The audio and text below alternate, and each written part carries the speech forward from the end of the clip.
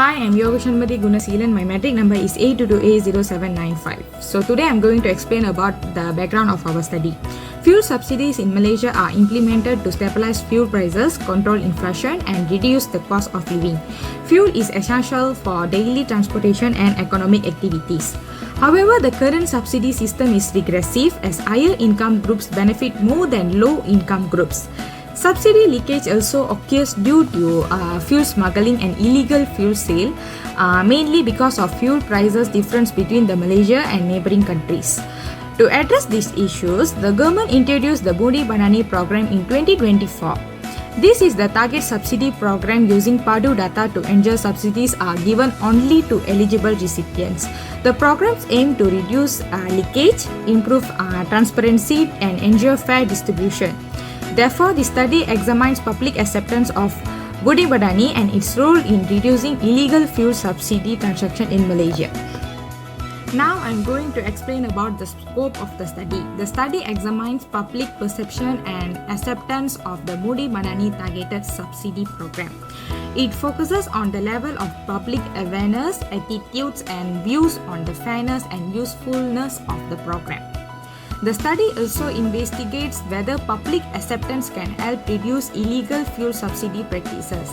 The respondents include private vehicle users across Malaysia, including both recipients and non-recipients of the subsidy. However, the study does not cover the technical and financial aspect of subsidy implementation.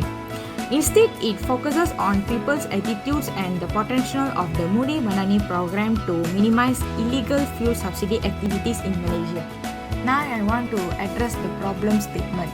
Fuel subsidies aim to stabilize prices and reduce living costs, but the current system faces issues such as leakage, misuse, and smuggling, which benefit non-target groups. To address this, the government introduced the BUDI program in 2024 as the targeted subsidy using the PADU database. However, the success of this program depends on public acceptance, understanding, and trust. Therefore, the study aims to assess public acceptance of BUDI and its effect on reducing illegal fuel subsidy transactions. The slide presents the research questions of the study.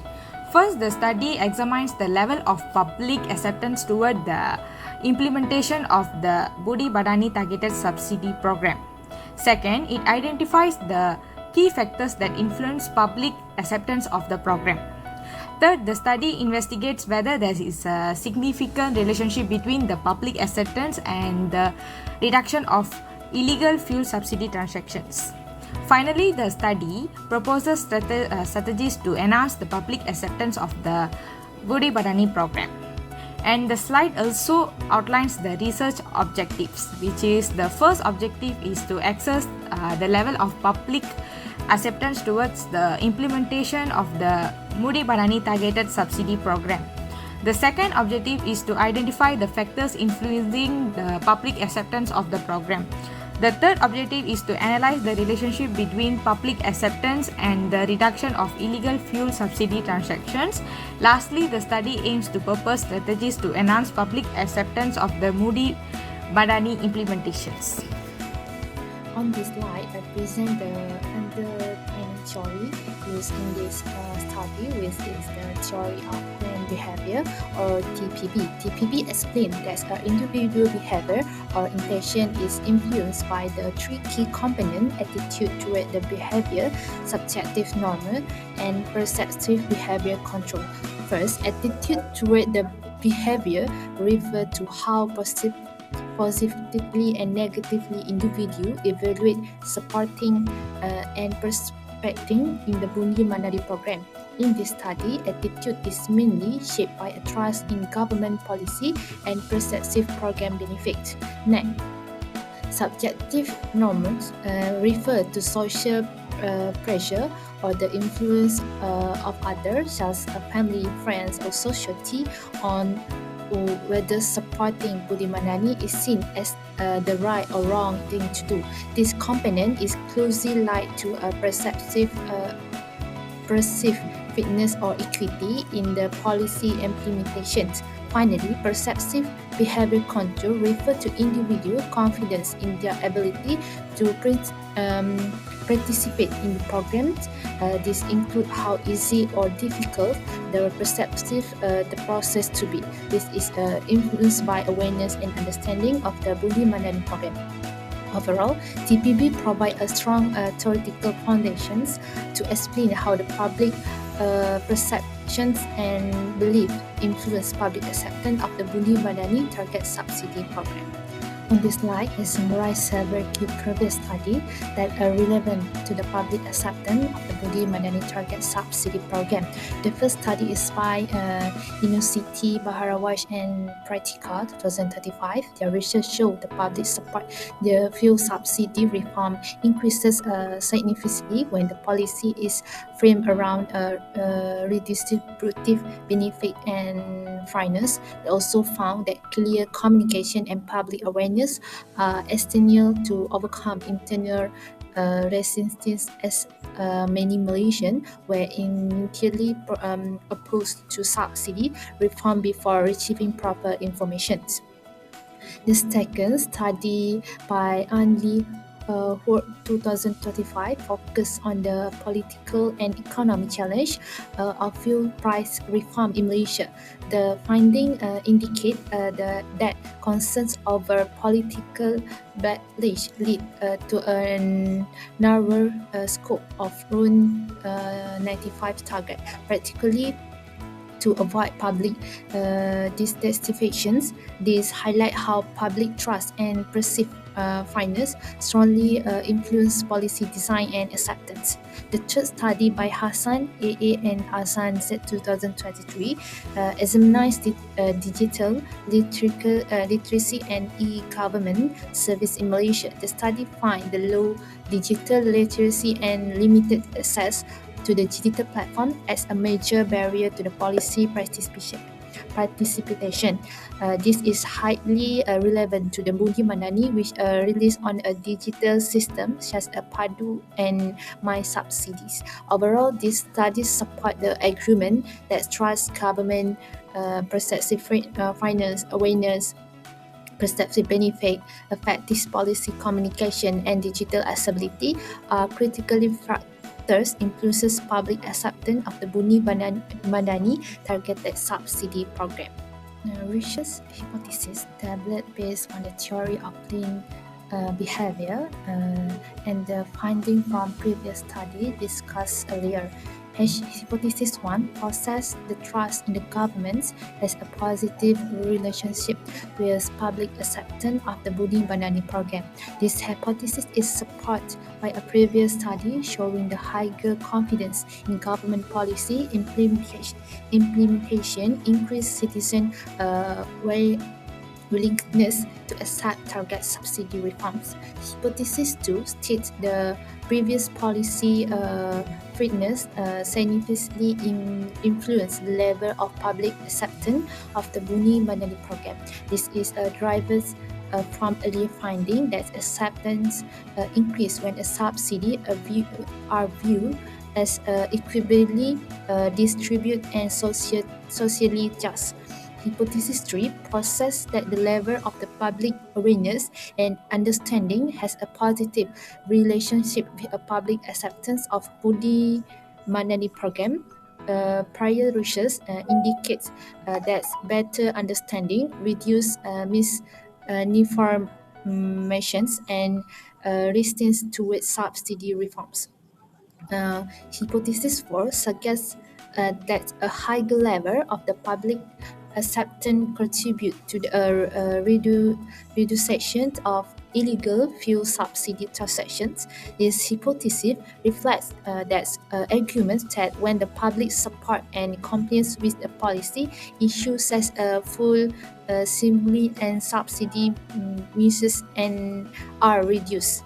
Finally, Hypothesis 5 proposes that policy communications and digital accessibility moderates the relationship between public acceptance factor and a reduction of illegal fuel subsidy transaction. This is supported by previous study showing that clear communication and a cyber digital system strengthens policy effectiveness and compliance. Okay, our dependence variable TV is public acceptance of MADANI. This is a ultimate measure of success for this target subsidy initiative. On the left, we have our independence variables IVs. These are the core factor we hypothesis will influence whether of the public accepts of policy. Independence variables is first trust in government's policy, perceptive fitness, awareness and understanding, and perceptive benefit. We also have a moderate things is policy, communication, and digital accessibility. This seems to be shown as a factor connecting that IVs to the TV. Hai, Assalamualaikum warahmatullahi wabarakatuh. My name is Wana Farisha binti Muhammad Aziz. My metric number A22B1092. Today's my presentation focuses on Chapter 3, which is Research Method. To begin with, our study adopts the quantitative descriptive correlation research design. This design is suitable because our research aims to measure public acceptance of the BUDI MADANI targeted subsidy program and examine how several factors such as trust in government policy, perceived fairness, awareness and understanding, and perceived benefits relate to that acceptance. Using these designs allow us to identify patterns, test hypotheses, and analyze relationship between variables objectively. Next, our data collection method consists of two types. First, primary data, collected through structured questionnaire distributed via Google Form. This method ensures convenience, wide reach, and cost effectiveness, especially since respondents come from various states in Malaysia. The questionnaire include demographic questions and Likert scale item based on established sources and past study.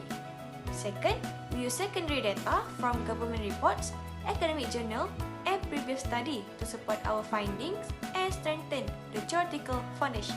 Next, the study population consists of Malaysian citizens aged 16 and above and are affected by the BUDI MADANI program. An additional eligible indicator following the official criteria of BUDI MADANI assistance. This population reflects individuals who are directly influenced by the targeted subsidy mechanism. Using concurrence formula, our minimum sample size is 384 respondents. But to improve representation, we expanded it to around 400 until 450 respondents. We use stratified random sampling, dividing respondents by demographic groups such as age, state, income, occupation, and vehicle types. This reduces sampling bias and ensure better representations. Next, research instrument and measurement. Our research instrument is a structured questionnaire divided into 4 sections. Demographic in section A use nominal scale, while section B until section D use a 5-point Likert scale. We go to the next part, which is data analysis procedure. We use SPSS to analyze the data. The analysis include: first, pilot test to check questionnaire suitability. Second, frequency analysis for demographic distribution. Third, descriptive analysis for patterns, trends, and mean score. Next, reliability analyze using Chromebus Alpha, where value above 0.7 are acceptable. Last but not least, Pearson correlation to test relationship between variable and determine whether public acceptance is associated with reducing eligible fuel with subsidy transaction. Summary and conclusion. In conclusion, Chapter 3 outlines a systematic and structured methodology that ensure reliability, validity, and strong alignment with our research objective.